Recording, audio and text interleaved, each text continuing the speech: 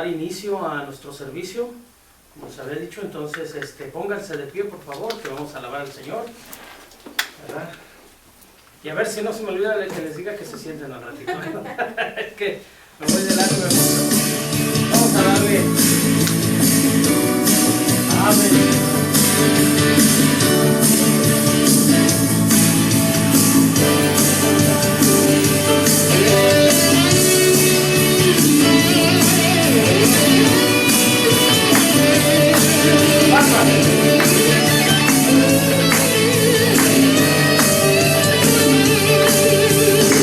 Por eso un día en la casa de Dios, 1000 años lejos de Él, prefiero un rincón en la casa de Dios que todo el palacio de un rey, que todo el palacio de un rey. Y ven conmigo a la casa de Dios, celebraremos juntos su amor, haremos fiesta en honor de aquel que nos amó. Estando aquí en la casa de Dios, alegraremos su corazón, le brindaremos ofrendas de obediencia y amor. En la casa de Dios, oh sí Señor, en tu casa, Padre, estamos aquí celebrando Jesús. Amén. Arde mi alma, arde de amor, aquel que me dio la vida. Por eso le anhela mi corazón, anhela de su compañía, y anhela de su compañía. Y ven conmigo a la casa de Dios, celebraremos juntos su amor, haremos fiesta en honor de aquel que nos amó. Y estando aquí en la casa de Dios, alegraremos su corazón y le brindaremos ofrendas de obediencia y amor. Conmigo a la casa de Dios, celebraremos juntos su amor, haremos fiesta en honor de aquel que nos amó. Y estando aquí en la casa de Dios, alegraremos su corazón y le brindaremos ofrendas de obediencia y amor. En la casa de Dios,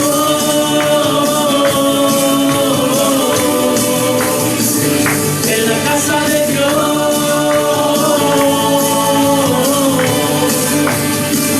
y en la casa de Dios,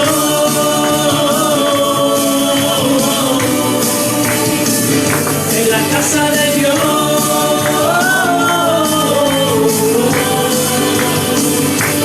ven conmigo a la casa de Dios, celebraremos juntos su amor, haremos fiesta en honor de aquel que nos amó.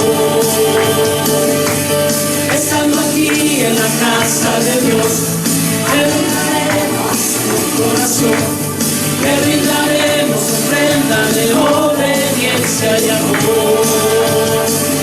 En la casa de Dios,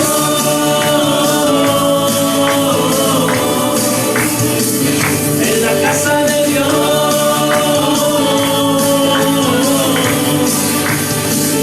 en la casa de Dios,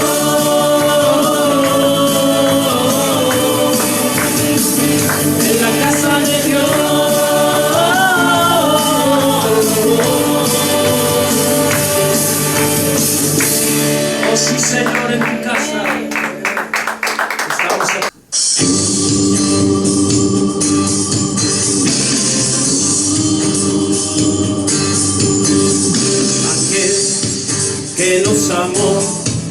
testigo fiel, exaltaré al que es principio y fin, al gran yo soy, adoraré a aquel que nos amó, testigo fiel, exaltaré al que es principio y fin, al gran yo soy, adoraré a Jesús mi Señor, resplandor de la gloria de Dios, a Jesús mi gran Rey, alabanza y honra daré, aquel que nos amó, testigo fiel, exaltaré al que es principio y fin, al gran yo soy, adoraré a Jesús mi Señor, resplandor de la gloria de Dios, a Jesús mi gran Rey, alabanza y honra daré, a Jesús mi Señor, resplandor de la gloria de Dios, a Jesús mi gran Rey, alabanza y honra daré, y siempre cantaré, siempre te adoraré,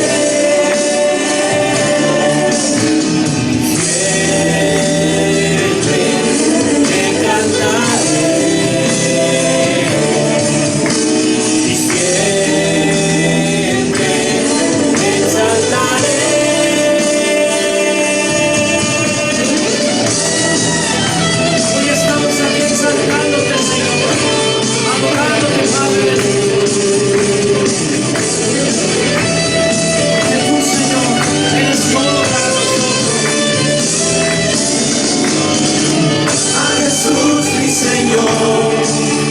Resplandor de la gloria de Dios, a Jesús mi gran Rey, alabanza y honra daré,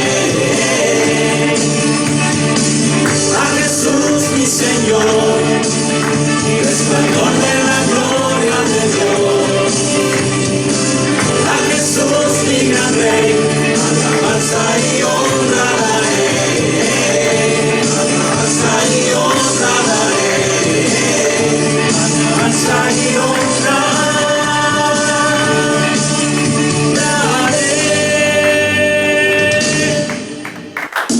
Alabanza y honra, Padre bendito. ¿Cuántos aman la ley del Señor? Amén.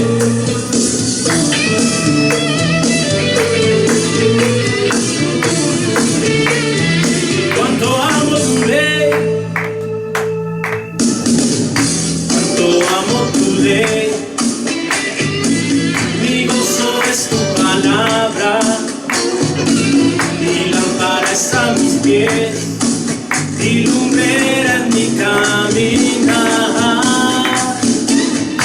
Guárdame en tu ley, susténtame en tu palabra, y siempre te alabaré con rectitud de corazón. Cristo, tu palabra me alienta, Cristo, tu verdad me sustenta, Cristo, guíame en tu ley, y perfecto mi camino será. Oh sí, Señor. Cuánto amo tu ley,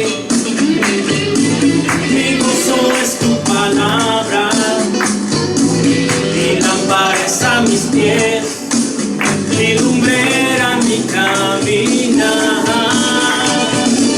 Y guárdame en tu ley, susténtame en tu palabra, y siempre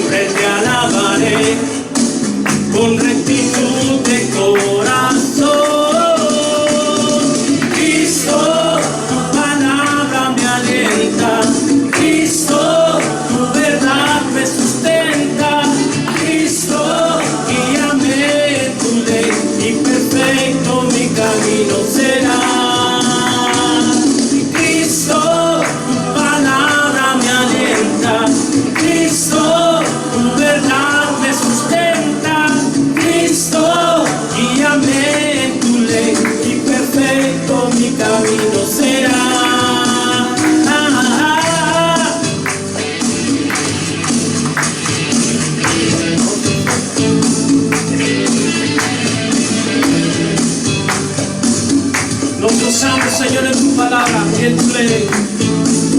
Oh sí, Señor. Amén.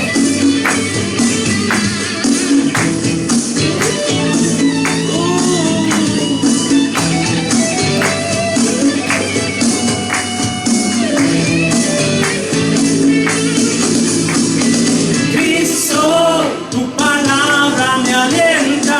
Cristo, tu verdad me sustenta. Cristo, guíame en tu ley y perfecto mi camino será.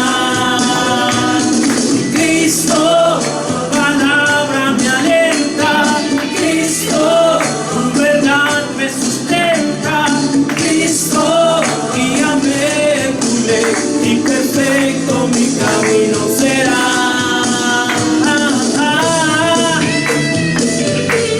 Sí, Señor. Manténme siempre en tu ley, Señor.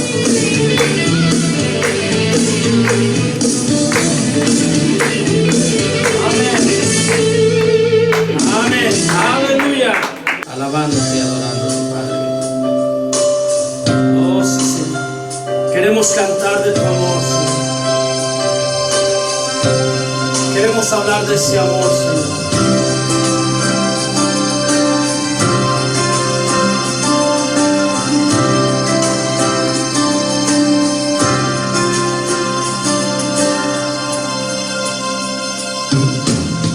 Por mucho tiempo busqué una razón de vivir en medio de mil preguntas. Tu amor me respondió. Ahora veo la luz y ya no tengo temor.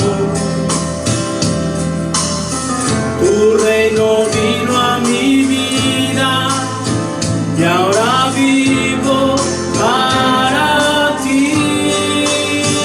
Cantaré de tu amor, rendiré mi corazón ante ti.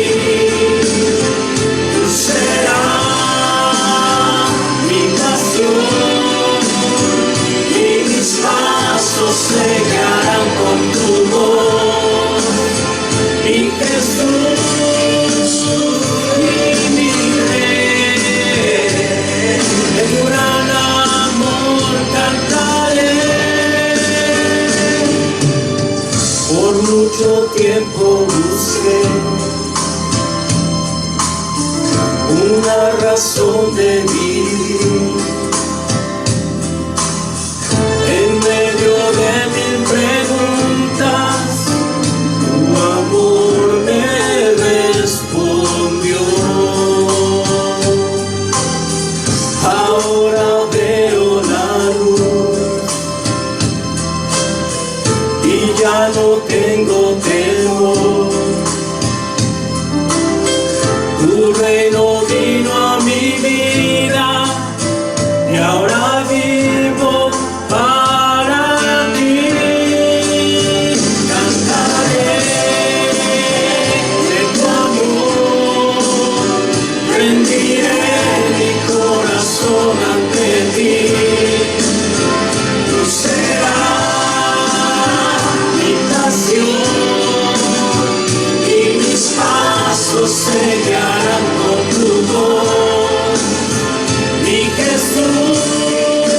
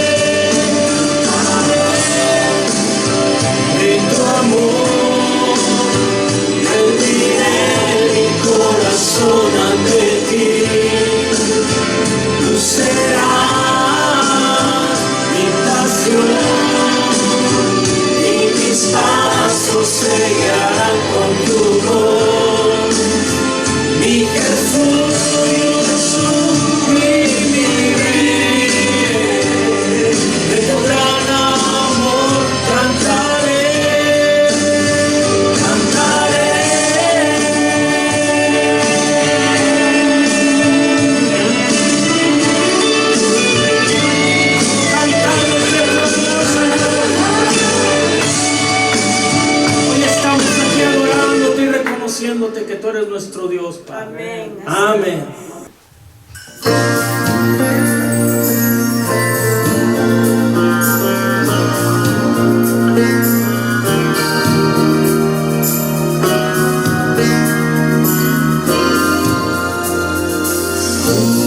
Dulce amor, bálsamo es a mi vida, se derramó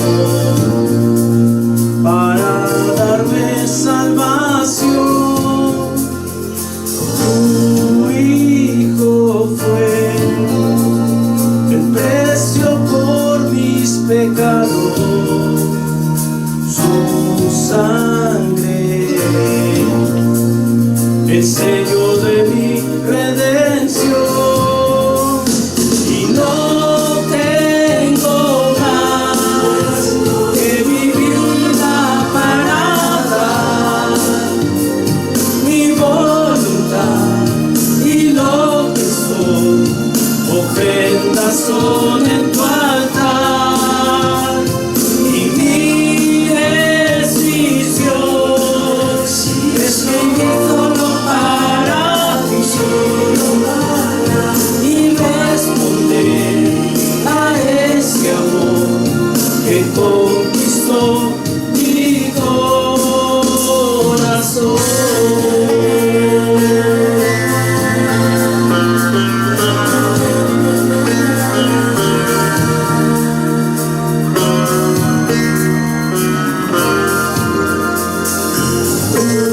Dulce amor, bálsamo es a mi vida, se derramó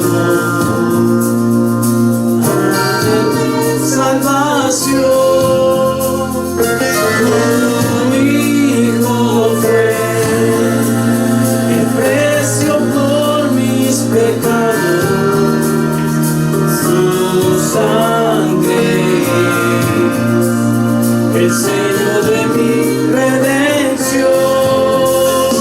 Y no tengo más que mi vida para dar, mi voluntad y lo que soy, ofrendas son en tu altar.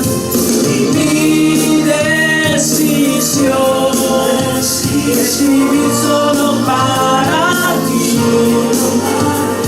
y responder a ese amor que conquistó mi corazón.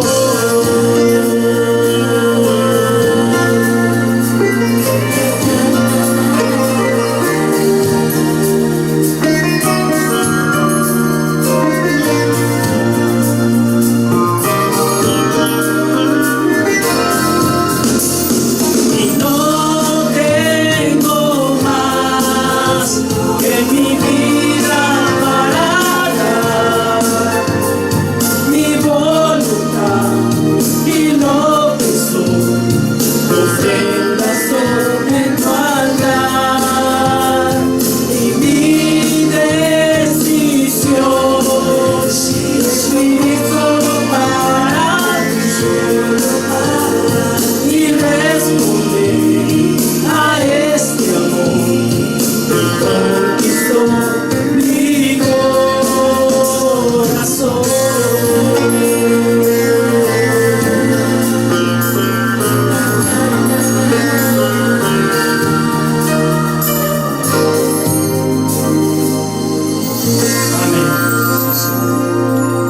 Aleluya.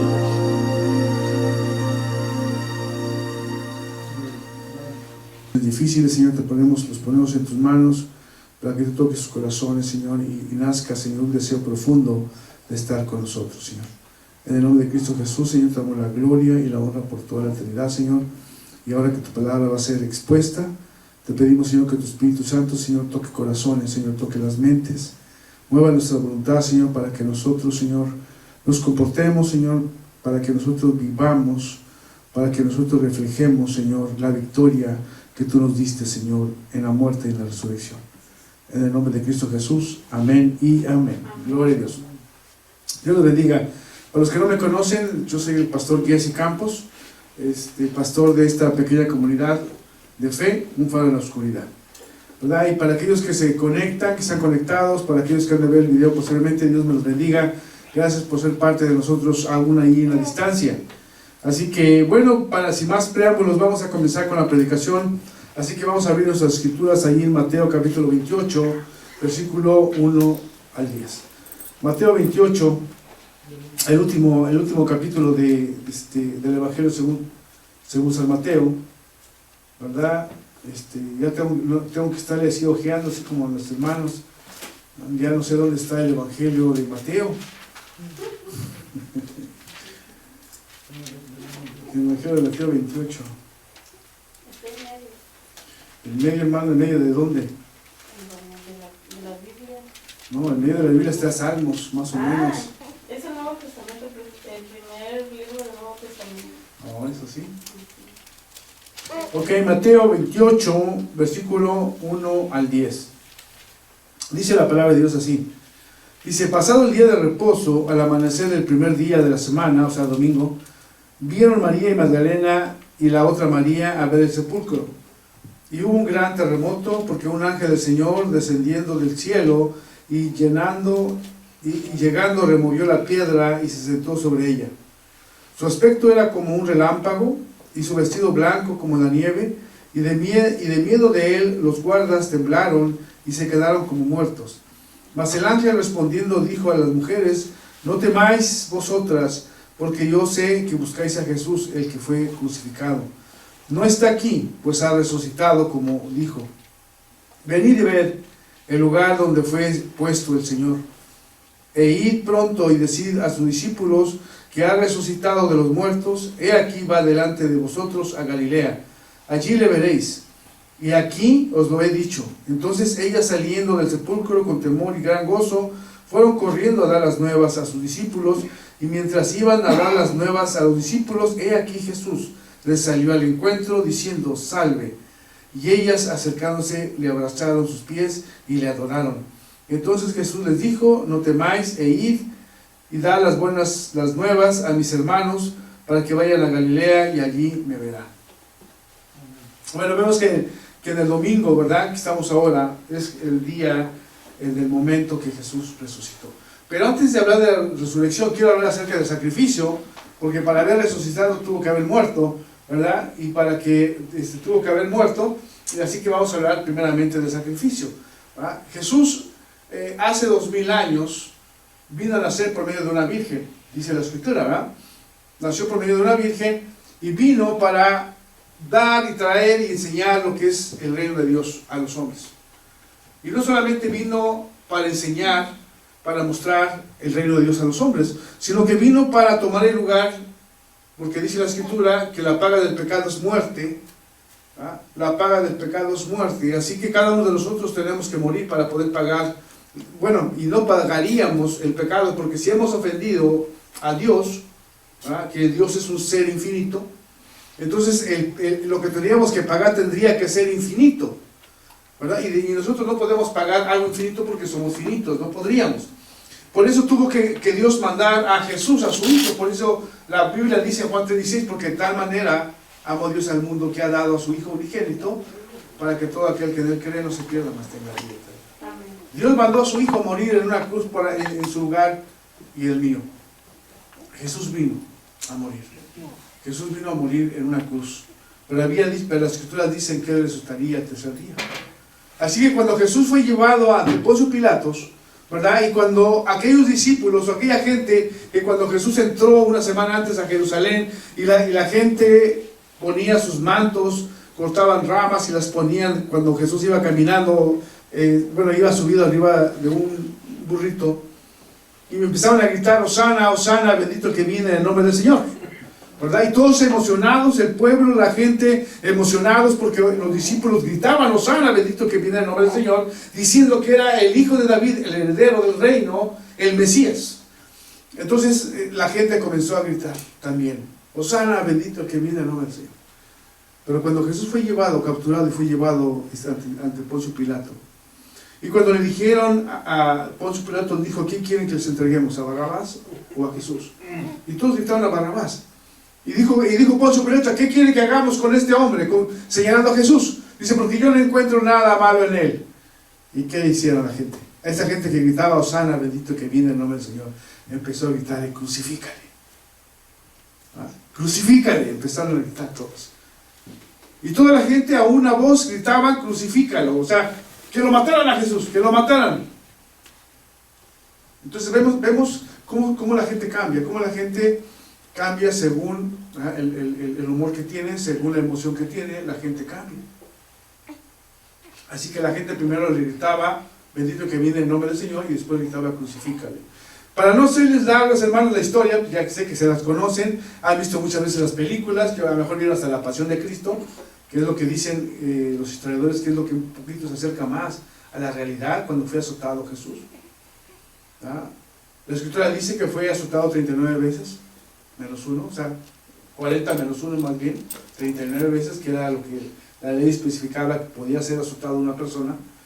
Recuerden que el látigo que usaban los romanos para latigar a la gente era un látigo que tenía de piel, de cuero, una tira de cuero, en la cual en las puntas tenía varias tiras de piel.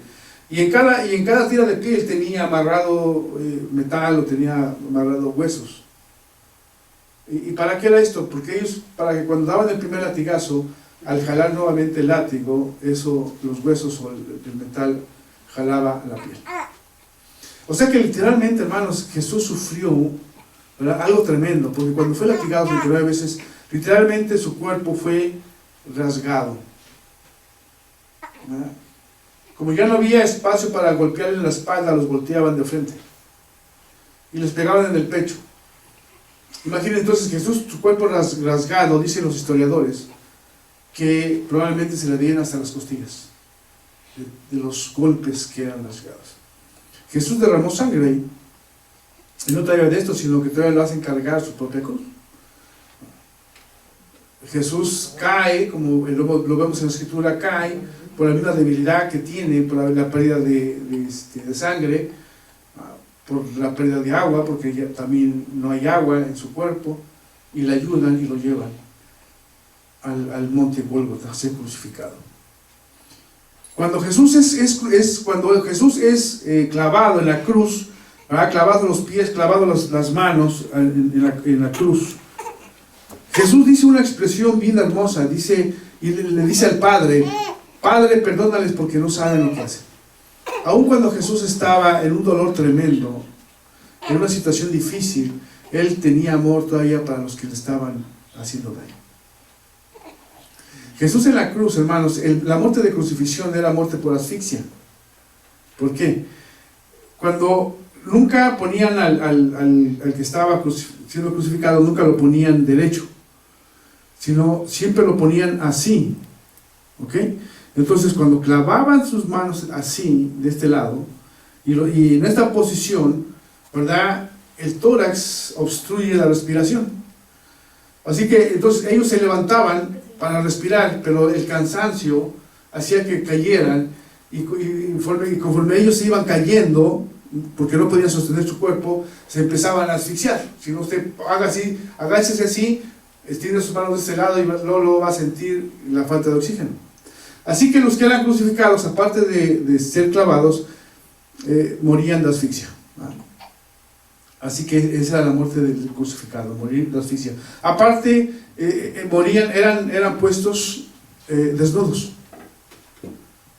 Eran puestos desnudos. Así que de esa manera fue puesto Cristo, ¿verdad? O sea que sufrió la vergüenza, sufrió la humillación, sufrió la tortura, por usted y por mí.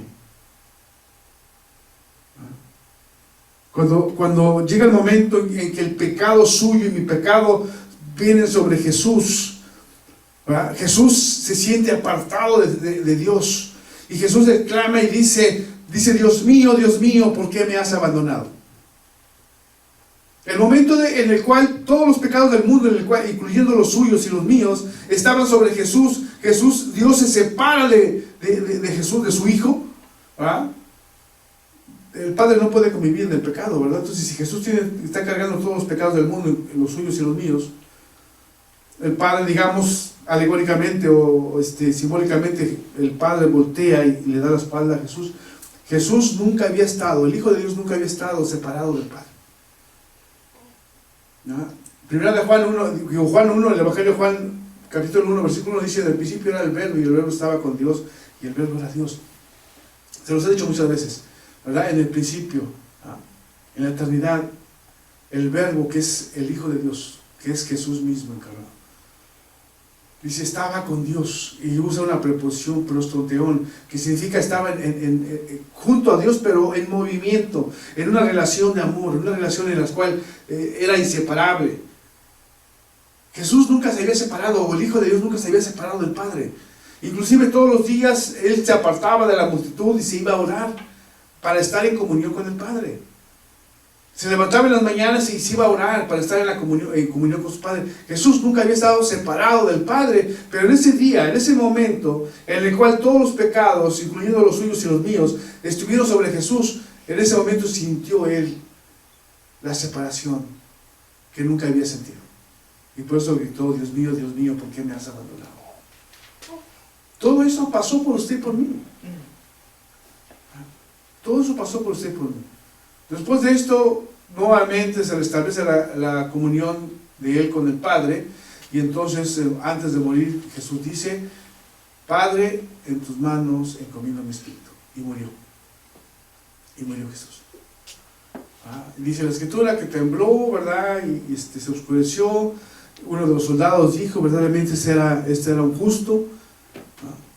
Quizás los fariseos, quizás algunos sacerdotes, ¿verdad?, han dicho: caray, creo que sí nos equivocamos.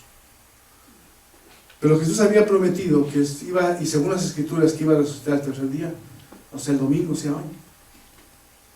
¿No? Y como leímos en la Biblia, las mujeres tempranito en la mañana corrieron al sepulcro para ungir, para darle más. Vamos a ir para perfumar el cuerpo de Jesús, para que entiendan. Y vieron a un ángel, vieron que fue abierta la tumba, y vieron que no estaba, y que el ángel les dice: ¿a quién buscan? Jesús está vivo. Jesús había resucitado. Jesús había resucitado, como había dicho las Escrituras. Jesús había levantado de la muerte.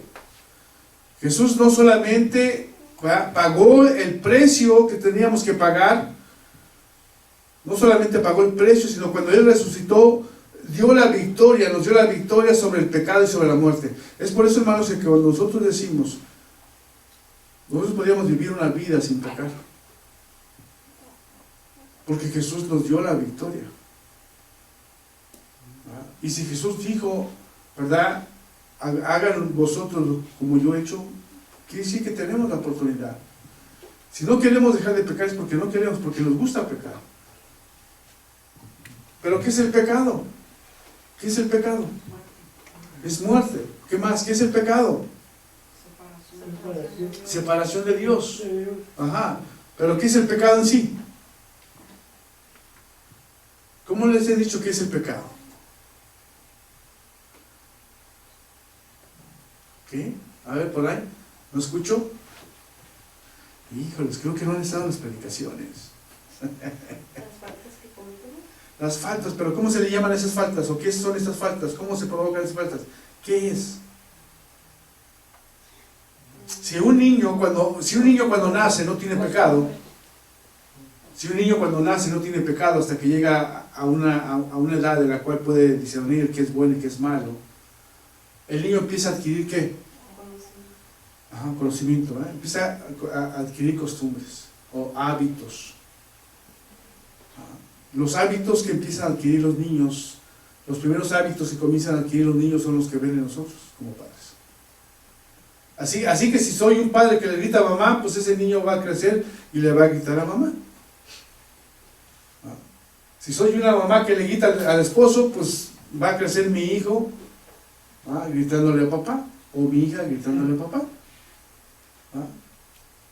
O sea, de la manera que nosotros nos comportemos en casa es la manera que nuestros hijos van a empezar a comportarse. ¿Por qué? Porque van a empezar a adquirir esos hábitos.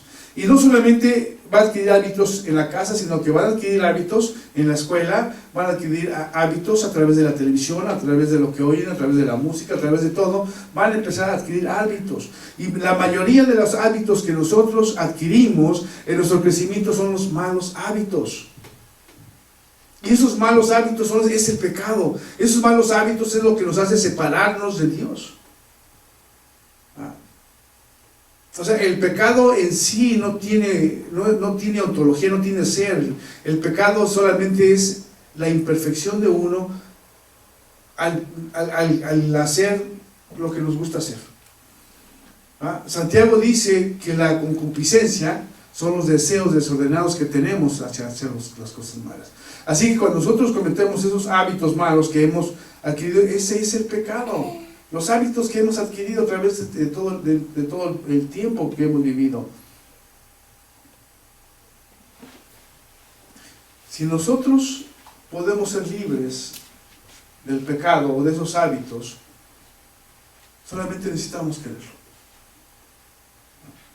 Así que yo podría decir, ¿verdad? Jesús resucitó y nos dio la victoria. Jesús resucitó y nos dio la victoria sobre la muerte y sobre el pecado. ¿Verdad? Sobre la muerte vamos a morir físicamente, pero vamos a vivir eternamente con Dios. ¿Verdad? Y si nosotros, adelante, hermanos, bienvenidos, Dios me lo bendiga. Quítenle pónganlo atrás, hermana, para que no les estorbe ahí. Está bien. ¿Sí? Gloria a Dios, bienvenidos, hermanos. Gusto verlos nuevamente. El Señor los bendiga. Entonces, si Cristo resucitó, ahora, Cristo con la muerte pagó la deuda que debíamos nosotros.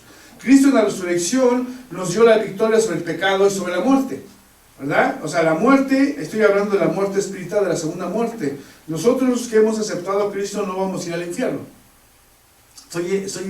Infierno soy como si fuera algo así de película, o soy como si fuera algo de mitología, soy como si algo que no es real. Muchos no creen en el infierno, ¿verdad? Los testigos de Jehová no creen en el infierno, ¿verdad? Entonces todos los que son testigos de Jehová no creen en el infierno. Dice, yo cuando me muera y si no me encuentra apto Jehová, pues solamente voy a morir y ya voy a desaparecer, ¿verdad? Eso es su convicción de ellos, y gloria a Dios, ¿no? Los ateos no creen en el infierno ni en el cielo. Ellos dicen, no existe un infierno, no existe el cielo. Bueno, gloria a Dios para ellos. Pero lo que ellos crean, no porque no crean en el infierno, no porque no crean en el cielo, no va a desaparecer el infierno o va a desaparecer el cielo.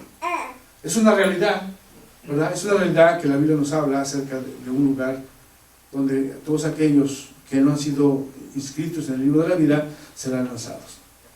Entonces, Cristo con la resurrección nos dio la victoria sobre la muerte, ¿verdad? No vamos a la segunda muerte, que es el juicio final. No vamos a ir.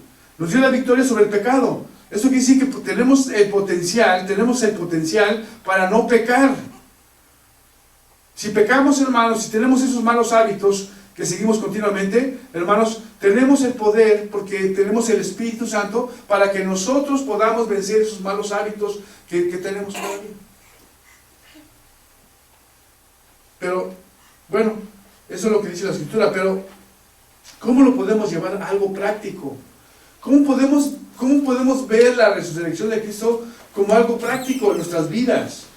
¿Verdad? Hermanos, ¿de qué sirve que el Hijo de Dios hubiera muerto y haya resucitado? Sería una pregunta primeramente que tendríamos que hacernos. ¿De qué sirve?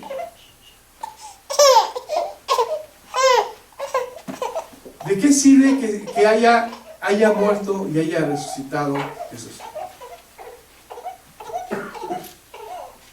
¿De qué nos sirve? Lo voy a hacer un poquito más específico. Pregúntese, ¿de qué me sirve de que Jesús haya muerto y haya resucitado? ¿De qué me sirve? O sea, todo el mundo sabe que Jesús murió en Semana Santa, hoy, y todos celebran Navidad el 24 de diciembre que Jesús nació, y en Semana Santa Jesús muere. Todo el mundo lo sabe, pero ¿de qué me sirve que Jesús haya resucitado? ¿De qué me sirve a mí?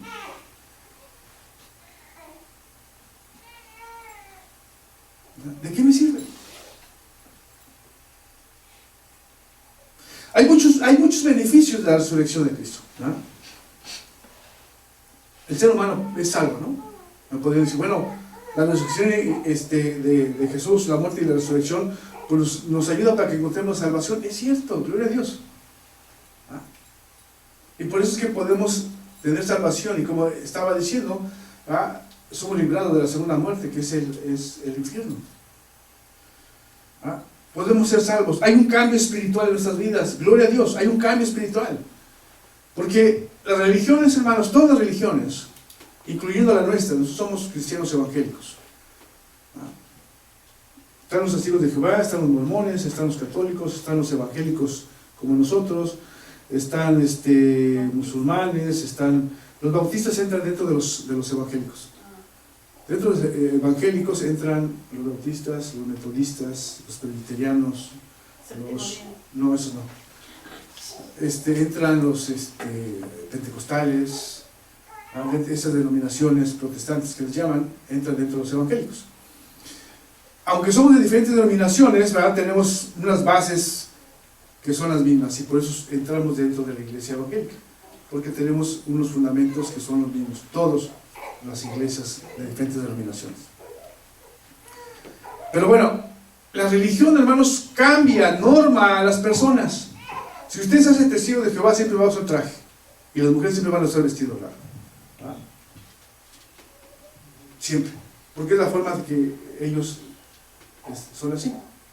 Y si a usted le gusta esa religión de los testigos de Jehová, usted se va a andar en traje, hombre, y usted, mujer, va a andar con vestido. Nunca va a andar en pantalón ahí. Pero si a usted le gusta la iglesia Crossline Community Church, ¿verdad? Si a usted le gusta esta iglesia, bueno, usted va a venir en short, en chanclas, ¿verdad? Así como si fuera de la playa. Usted va a venir.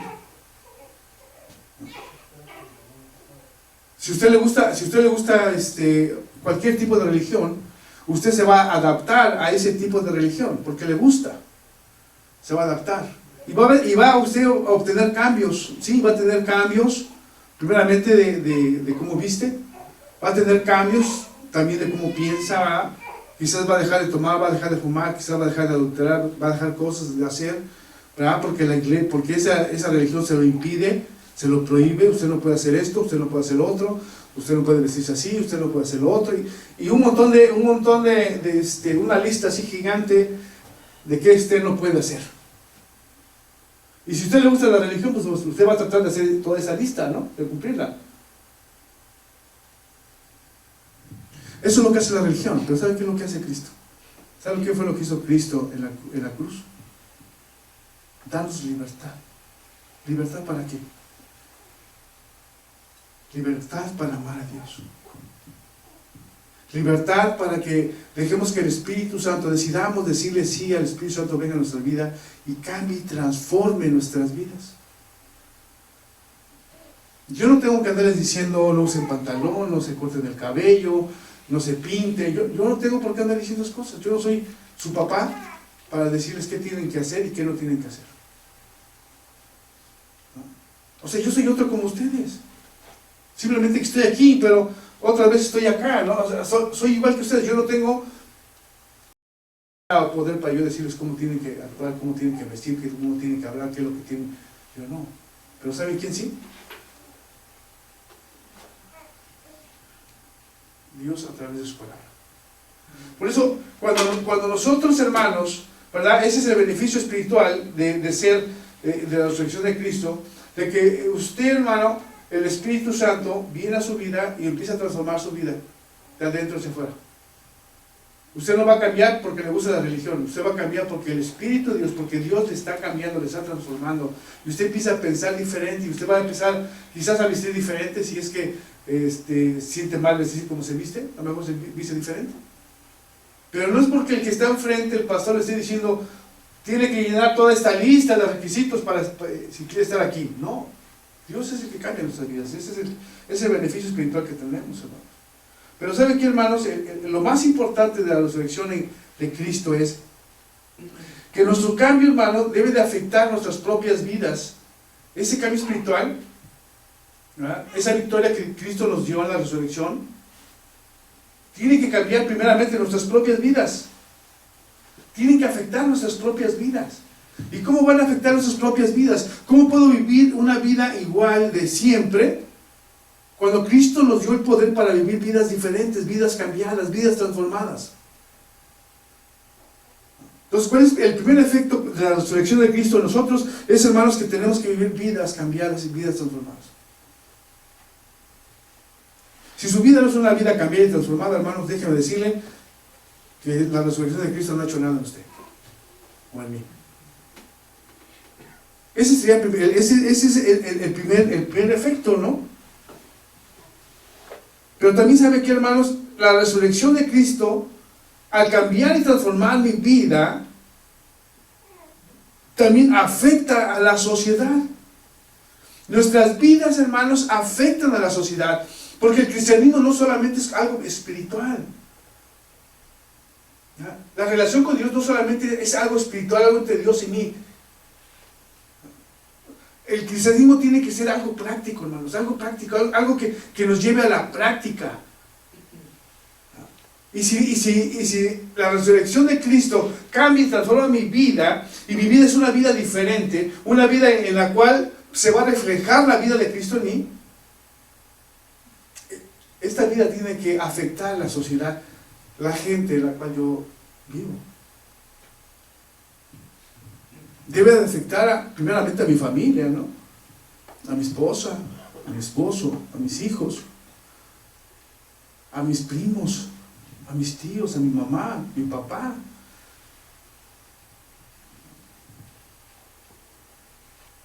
Muchas veces, hermanos, hay jóvenes, ¿verdad? Y aún adultos que se casan con inconversos y dicen, tienen esa frase, ¿no? Pues yo no voy a ganar para Cristo, o yo la voy a ganar para Cristo, ¿no? ¿Y cuál es la cruda realidad? La cruda realidad es que él la gana para el mundo, o ella lo gana para el mundo, ¿verdad? Y por eso la Escritura nos manda a no juntarnos en yugo desigual. ¿Qué es lo que quiero decir, hermanos? Que la resurrección de Cristo no solamente es un evento histórico en el pasado, el cual recordamos cada año, sino que la resurrección de Cristo, hermanos, es más allá. Tiene que cambiar nuestras vidas, tiene que transformar nuestras vidas, tiene que transformar a la sociedad en la que nosotros vivimos.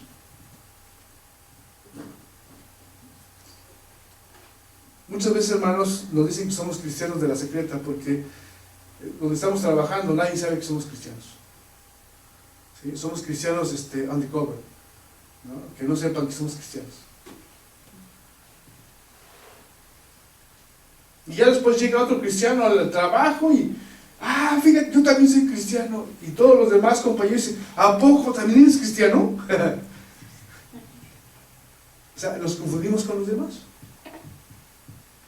Entonces, la resurrección de Cristo tiene que ser algo práctico en nuestras vidas, que nos lleve a cambiar la sociedad en la cual estamos viviendo, la sociedad en la cual nos movemos, la sociedad en la cual, hermanos, nosotros estamos ahí con él.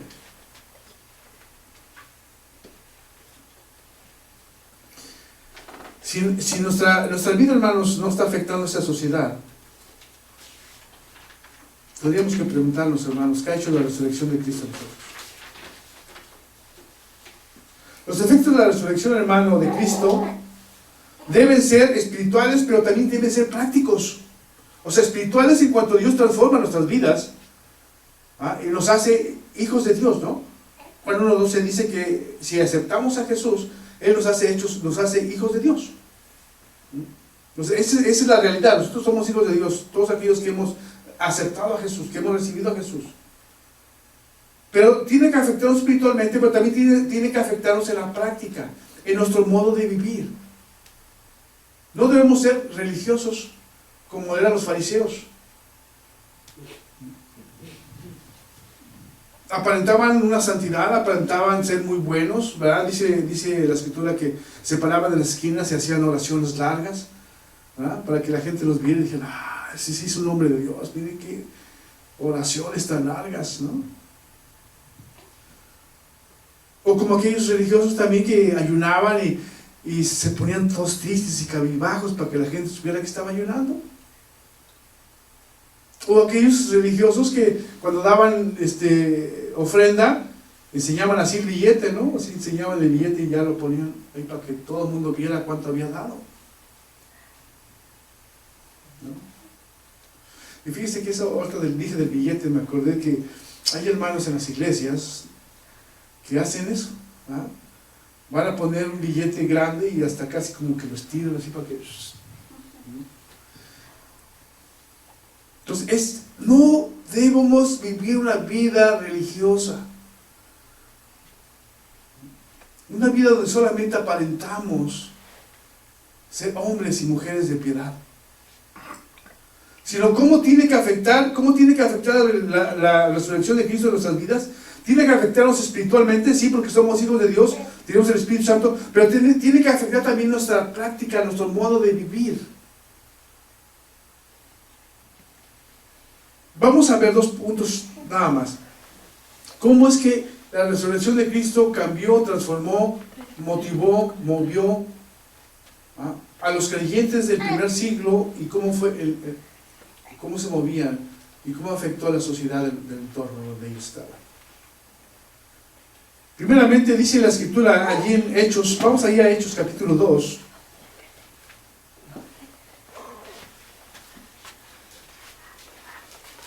¿Qué es lo que hacían? ¿En qué había afectado, verdad? ¿En qué había afectado la resurrección de Cristo a la primera iglesia? Hechos 2, versículo 42 al 47. Hechos 2, 42 al 47. Dice la Escritura, dice, y perseveraban en la doctrina de los apóstoles, en la comunión unos con otros, en el partimiento del pan y en las oraciones. Pero nada más puro 42, perdón. No sé por qué puse 47. ¿Ok? Dice, y perseveraban en la doctrina de los apóstoles, en la comunión unos con otros, en el partimiento del pan. Lucas habla aquí, ¿verdad? Porque Lucas es el que escribe el libro de los Hechos. Nos narra 2 cosas bien importantes que pasó, que afectó la resurrección de Cristo a los creyentes. 2 cosas bien importantes que no solamente afectaron a ellos, sino que afectó la sociedad en la cual ellos se desenvolvían en ese momento. Primeramente, Lucas, corríjanme hermanos, Lucas, describe que este grupo de personas, dice que perseveraban en la doctrina de los apóstoles. ¿Qué significa esto? Perseveraban en la palabra de Dios. ¿Qué significa perseverar? Que siempre estaban allí estudiando la palabra de Dios, que siempre estaban orando y leyendo la palabra de Dios. Eso es lo que significa que estaban perseverando en la doctrina de los apóstoles, en todo lo que los apóstoles estaban enseñando acerca de Cristo, acerca de la vida de Jesús, acerca de lo que Cristo enseñó, ¿verdad? Ellos perseveraban cada día, ¿verdad?, en la doctrina. Pero dice que perseveraban, o sea, juntos, ¿verdad? Es algo bien importante. Estaban juntos, no estaba cada quien en su casa, no estaba cada quien en sus hogares y cada quien por su lado, sino que estaban todos juntos, perseveraban juntos en el estudio de la palabra de Dios. Entonces, ¿qué es lo primero que afecta la resurrección de Cristo en nosotros, en los creyentes? Que nos hace que juntos estudiemos la Biblia. Por eso es que, hermanos, por eso es que hay una iglesia, o bueno, iglesia como lugar, ¿verdad? Porque la iglesia somos nosotros, cada uno, pero la iglesia como lugar, como donde venimos a estudiar. Por eso es que los domingos estamos aquí, los miércoles estamos en otro lado. ¿Por qué? Porque estamos perseverando en la doctrina de los apóstoles, estamos perseverando en la doctrina de Dios. Así que, hermanos, los cambios que tiene que haber en nosotros tienen que ser cambios prácticos. Tenemos que estudiar la Biblia, hermanos. Si realmente la resurrección de Cristo ha hecho un efecto en nuestras vidas, en nosotros, tenemos que estudiar, tenemos que perseverar estudiando la Biblia. Pero, hermanos, muchas veces tenemos el domingo para estudiar la Biblia y el miércoles, hermanos, y los demás 5 días que tenemos a la semana para hacer lo que nosotros tenemos que hacer. Hermanos, muchas veces ni esos 2 días dedicamos a perseverar en el estudio de la palabra. Aquí no está diciendo que tienes que perseverar en el estudio de la palabra tú solo en tu casa. Aquí se dice que estamos juntos perseverando en la doctrina de los apóstoles. Por eso Hebreos, y lo repito muchas veces, Hebreos dice, en el capítulo 10 dice, y no dejar de congregarse como algunos tienen por costumbre, sino más bien exhortándose los unos a los otros, porque el día del Señor viene. Amén. Toda la enseñanza que encontramos en la Escritura, toda la enseñanza que encontramos en la lectura es una enseñanza colectiva para la iglesia, aunque debe de afectar individualmente, pero es una enseñanza colectiva para la iglesia. Dice que perseveraban unánimes en la doctrina de los apóstoles, pero también dice en la comunión unos con otros y en el partimiento del pan. En la comunión unos con los otros. O sea, por eso es que es importante que estemos juntos. Podríamos estar cada quien en su casa, ¿no? Y digo, no es malo que cada quien esté en su casa, pues así debe ser, ¿no? Pero tenemos que dedicar un tiempo en el cual estemos todos juntos. Todos juntos, dice, ¿qué hacían todos juntos? Dice el partimiento del pan. Participaban en el pan. ¿Y qué es el partimiento del pan? ¿O cuál es la Santa Cena que nosotros le llamamos? No es otra cosa más que recordar que Jesús murió en la cruz y que resucitó el tercer día para que usted y yo pues, tengamos esos privilegios, para que tengamos usted y yo una vida nueva. Amén. Pero esto lo hacen juntos. Estudiaban la Biblia juntos y compartían el pan juntos. Pero no solamente compartían el pan, sino que también habla acerca de las oraciones. Oraban juntos. Orábamos juntos, hermanos. Así que el orar juntos, el participar de la cena del Señor, el perseverar en el estudio de la palabra de Dios, hermanos, es algo que tenemos que hacer como iglesia. Juntos. Hermanos, en resumen, esto que les estoy diciendo, el efecto de la resurrección de Cristo, Jesús dijo allí en Juan 3:75, dice, en esto conoceréis que sois mis discípulos, en el que hay amor entre los unos y los otros. ¿Cómo vamos a afectar a la gente de allá afuera si ven que nosotros somos indiferentes entre nosotros mismos? Nosotros somos somos hermanos, ¿verdad? No consanguíneos, pero somos hermanos aún todavía más fuertes que la sangre. Nos une un solo espíritu, dice Efesios, que somos, ¿verdad? Tenemos un solo espíritu. Nos une un solo Señor, que es Cristo Jesús. Eso es lo que nos une a nosotros. Y hermanos, nosotros, hermanos, vamos a estar juntos en el cielo también. Entonces, uno de los efectos, hermanos, prácticos de la resurrección de Cristo, no solamente es un conocimiento intelectual de que Jesús resucitó, sino que nos tiene que llevar a vivir una vida práctica, a poner en práctica lo que hemos aprendido. Y en reunirnos, hermanos, en venir a la iglesia, en estar juntos, en amarnos, el estudiar la Biblia juntos, el practicar la cena del Señor juntos, el que oremos juntos. Esto es algo práctico.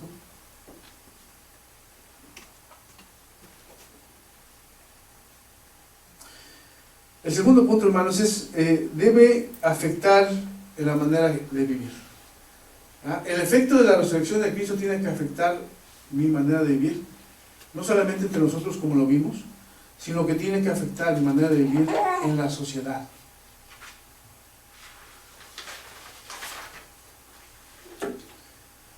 Mi vida tiene que ser afectada, ¿verdad? Porque es una vida transformada, y si es una vida transformada soy diferente. Tengo una vida con esperanza, porque ahora sé que el día que yo muera voy a ir con Dios, ¿verdad? Tengo una vida con propósito, porque Dios me ha dado talentos en los cuales tengo que desarrollar. Tengo una vida de fe, ¿verdad? Porque sé que en cualquier circunstancia, ya sea enfermedad, sea de necesidad, sea de problemas, Dios está conmigo y me va a ayudar. Nuestras vidas, hermanos, tienen que afectar a cada lugar donde nosotros vamos tiene que ser afectado. ¿De qué sirve la resurrección de Cristo si mi vida no es afectada? ¿De qué sirve que sepa que Cristo resucitó si mi vida no es afectada? ¿De qué sirve que sepa que Jesús resucitó si ando siempre deprimido? Si ando siempre triste. Si siempre ando diciendo, ay, no me alcanza el dinero, no me alcanza, ya no puedo, ¿qué voy a hacer? Ya me quiero ir a México. Acá esas son mis palabras. Esas son mis palabras. ¿De qué sirve la resurrección de Cristo si no tengo ese optimismo, si no tengo, hermanos, esa esperanza, si no tengo ese propósito que debe de poner la resurrección de Cristo en mi vida? Si no las tengo, entonces ¿cómo está afectado que Cristo resucitó en mí? Yo creo que en esta tarde, hermanos, tendremos que irnos con ese pensamiento.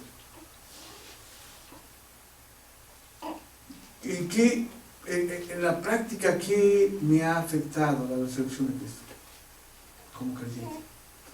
Y si no soy creyente, pues es el momento para que nos hagamos creyentes. Pero hagamos la pregunta, ¿de qué sirve que Cristo haya resucitado? ¿De qué me sirve a mí personalmente de que Cristo haya resucitado?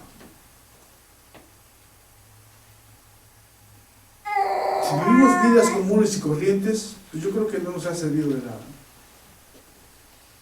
Si vivimos vidas, hermanos, en cuales la sociedad no es afectada a través de mí, pues yo creo que estamos viviendo vidas vacías.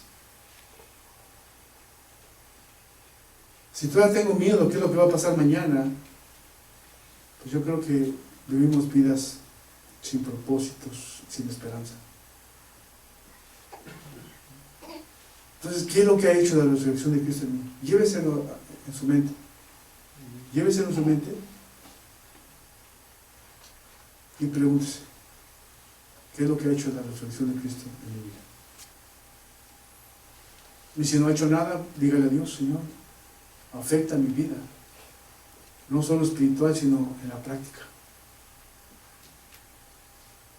Pónganse de pie, vamos a orar.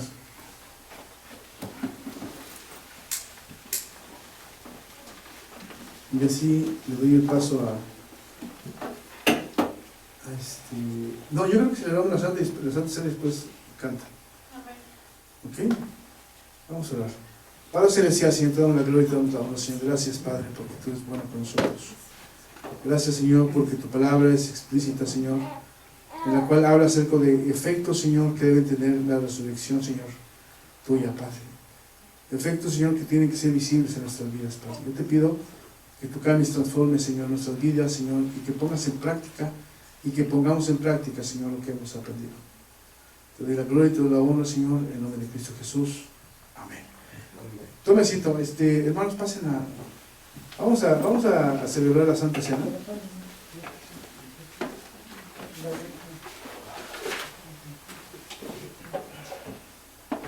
Vamos a celebrar la Santa Cena.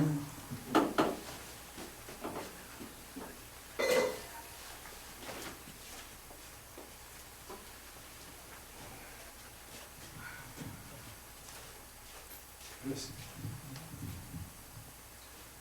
Gracias.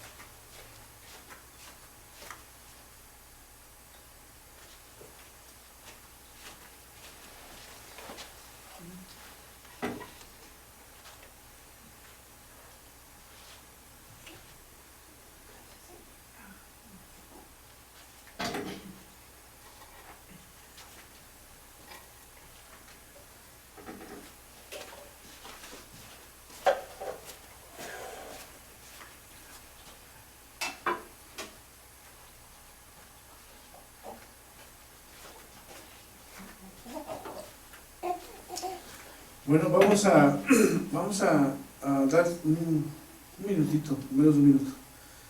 Vamos a orar cada quien en su lugar. Póngase a cuentas con el Señor, pídale perdón si ha pecado y dígale a Dios que le dé fuerzas para seguir adelante. No es fácil ser cristiano, es difícil. No es fácil, hermanos, tener la victoria, porque se necesita de mucha lectura de la palabra, se necesita de mucha oración, y se necesita, hermanos, de estar reunidos estudiando la Biblia y orando juntos. Pero que el Señor nos dé las fuerzas. Ahí donde está usted, dígale al Señor, pídale perdón si ha cometido pecado. Y Señor, dele gracias por su vida.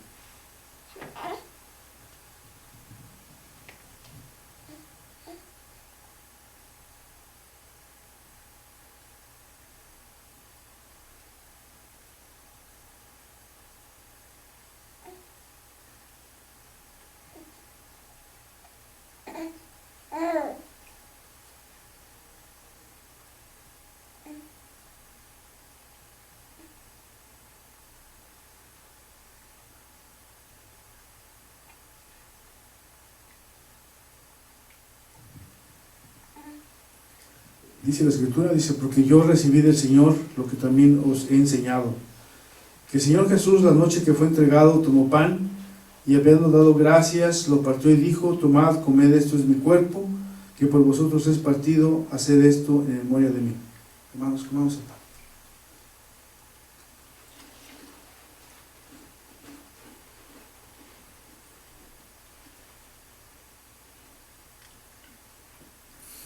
Asimismo tomó también la copa después de haber cenado, diciendo, esta copa es el nuevo pacto en mi sangre. Haced eso todas las veces que la bebieres en memoria de mí. Hermanos.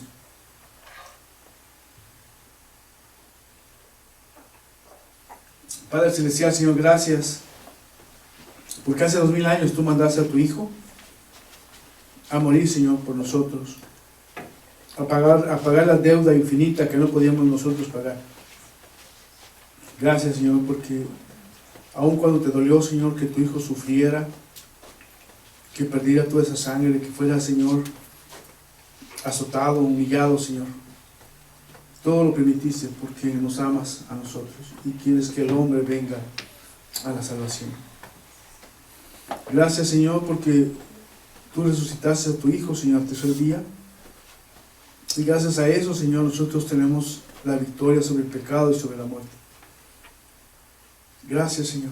Ayúdanos que cada vez que nosotros celebremos, Señor, la Santa Cena, recordemos, Señor, lo que tú hiciste por nosotros. Gracias, Padre. Gracias, Señor Jesús. Gracias, Espíritu Santo, por ayudarnos, Señor, a vivir una vida entregada a ti. En el nombre de Cristo Jesús, sea a ti la gloria y la honra por toda la eternidad. Amén. Amén. Vamos a entonar un último canto. Pongámonos de pie, por favor.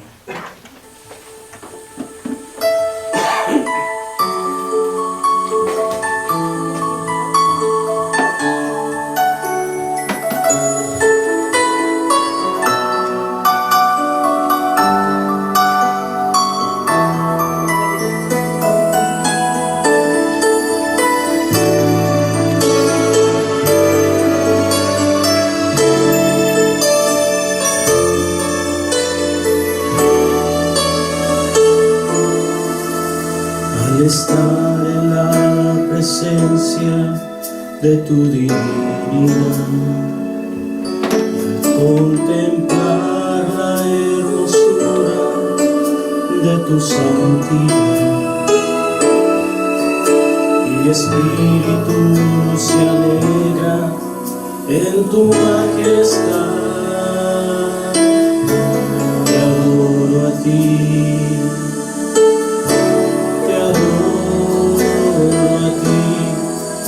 Cuando veo la grandeza de tu dulce amor y compruebo la pureza de tu corazón, mi espíritu se alegra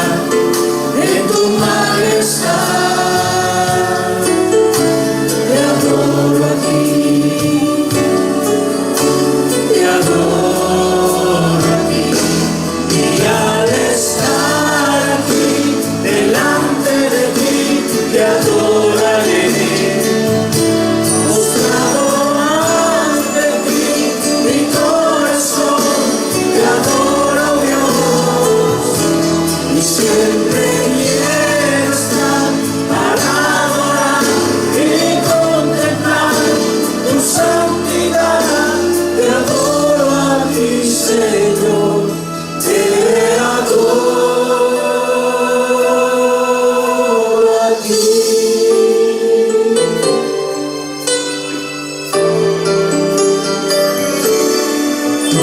Al estar en la presencia de tu divinidad y al contemplar la hermosura de tu santidad,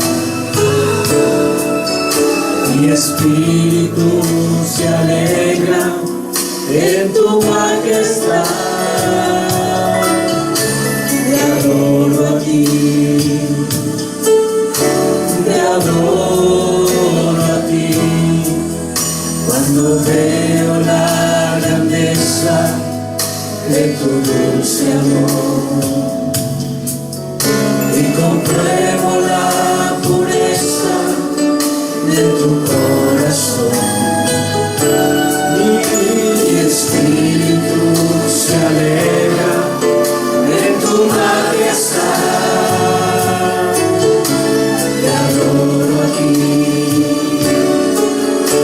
te adoro a ti. Y al estar aquí delante de ti, te adoraré. Postrado ante ti, mi corazón te adoro, mi amor. Y siempre quiero estar para adorar y contemplar tu santidad. Te adoro a ti, Señor, te adoro a ti. Y al estar aquí delante de ti, te adoraré. Postrado ante ti, mi corazón te adora, mi amor. Siempre quiero estar para adorar y contemplar tu santidad. Te adoro a ti, Señor, te adoro a ti. Te adoro a ti, Señor, te adoro a ti. Te adoro a ti, Señor, te adoro a ti.